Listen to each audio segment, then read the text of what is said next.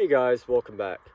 This week's video is going to be a little bit different after having a week of sniffles, not feeling well. We didn't get much projects as we wanted done, but we did get a chance to do a review video of our wood stove, and so we're going to go over some of the details of it.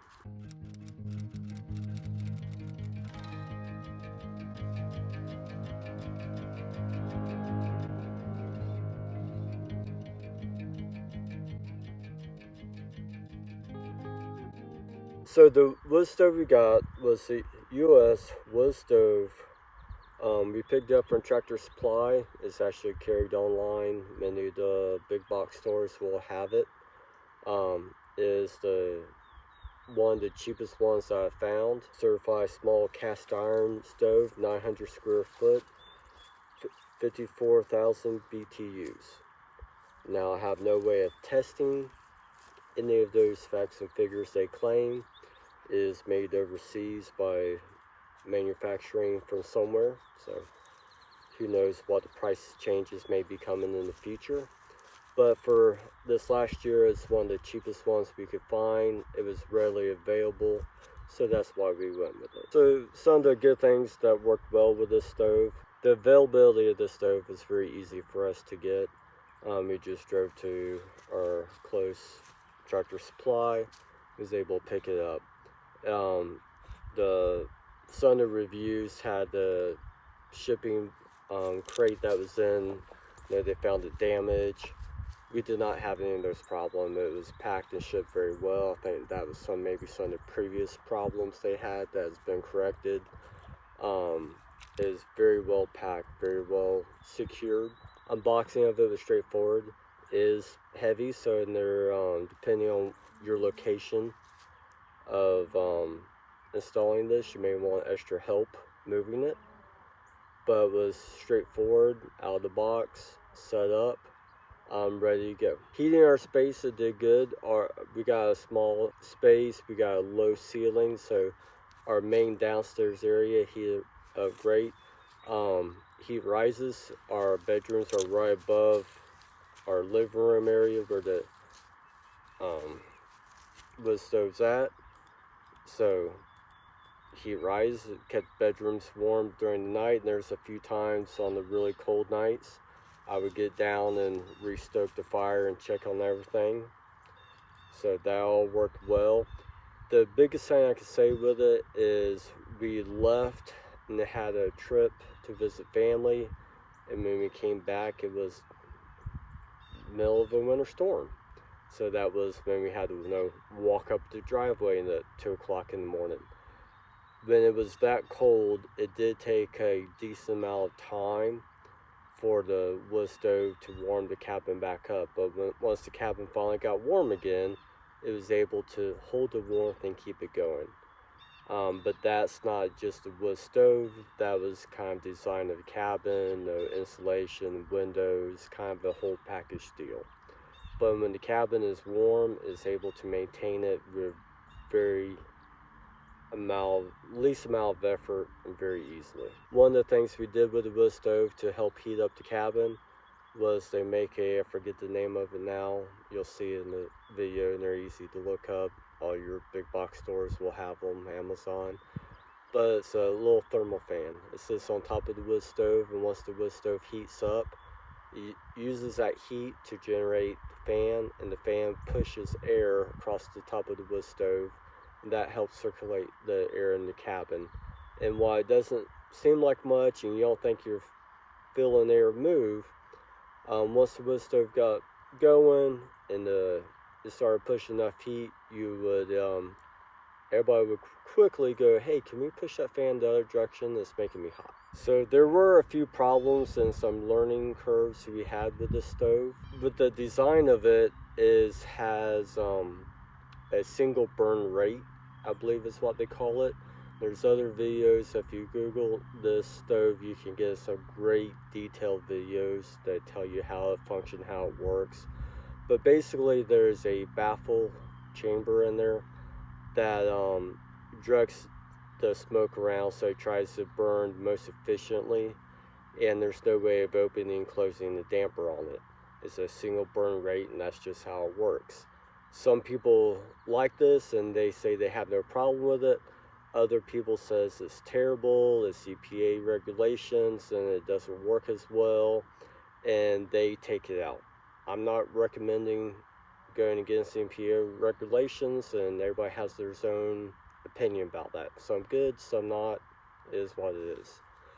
But for us, we started having a problem with it smoking, and we couldn't hardly get a fire started without wanting smoke out the door, and that started becoming a huge problem. We were researching it, and we thought it was the baffling, and there's ways to increase the venting through the baffling board. Some people remove the whole board, some people just put holes through it, so we're trying to figure all this stuff out. But we finally had, weather was finally nice for a day. We didn't need the heat on, the stove was completely cool, so we finally took our chimney pipe and for a cleaning, and outside was dirty but nothing too bad. Well, when I finally took the elbow off, the final between the stove and the first 90, I removed that section, and we found that we had a bunch of creosote buildup, and with the rain we had washed all the way down to the baffle. So the baffle had about 3 inches of creosote that washed down sitting on top of it. So basically the smoke had to go through a filter of creosote before it could go out the pipe. So that's what was causing everything to back up and push smoke back into the cabin.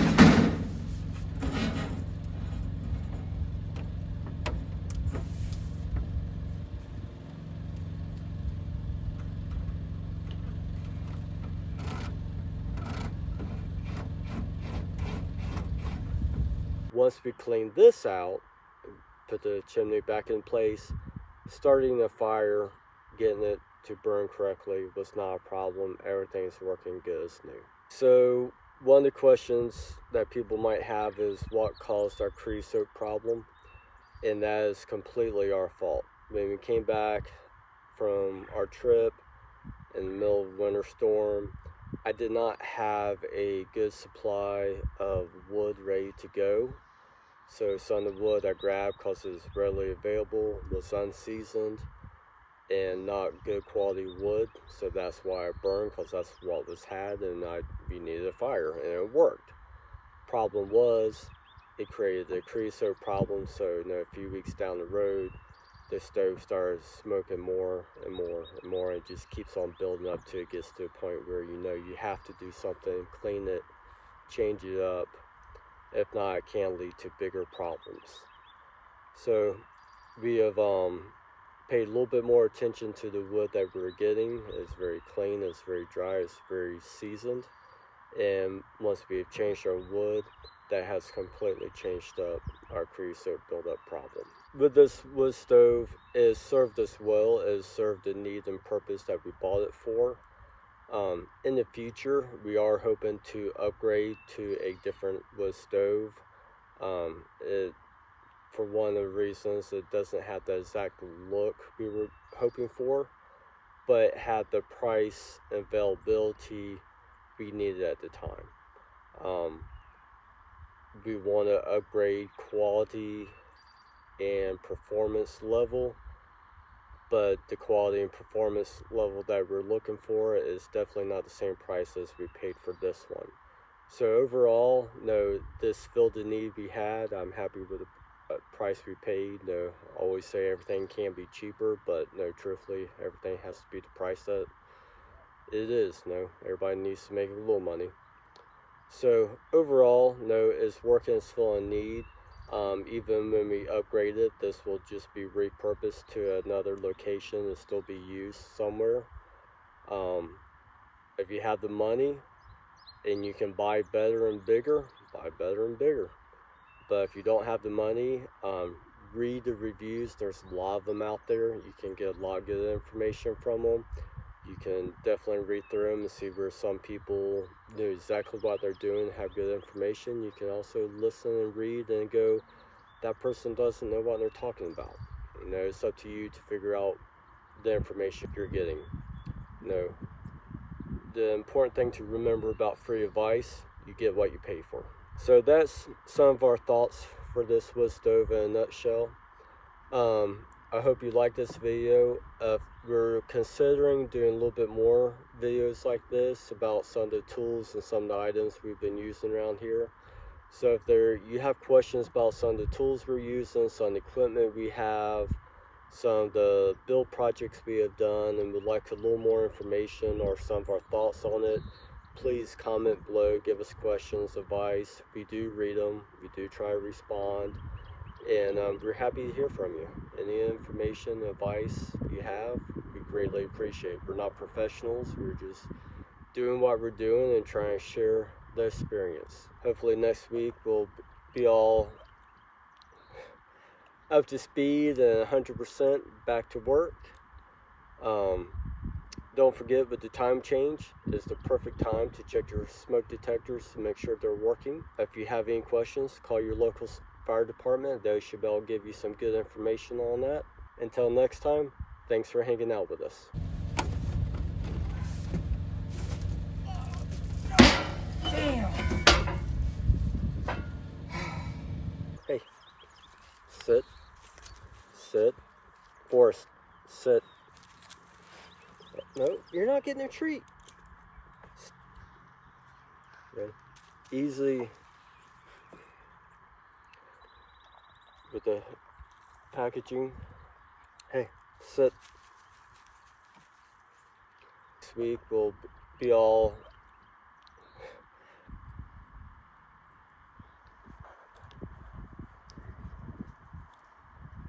hey, down.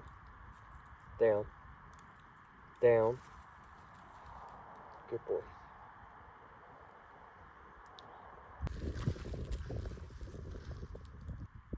No, no. Down. Down. Come on. It makes me look bad in front of the dog trainer. Come on. Down. Down. Down. All the way. Good boy.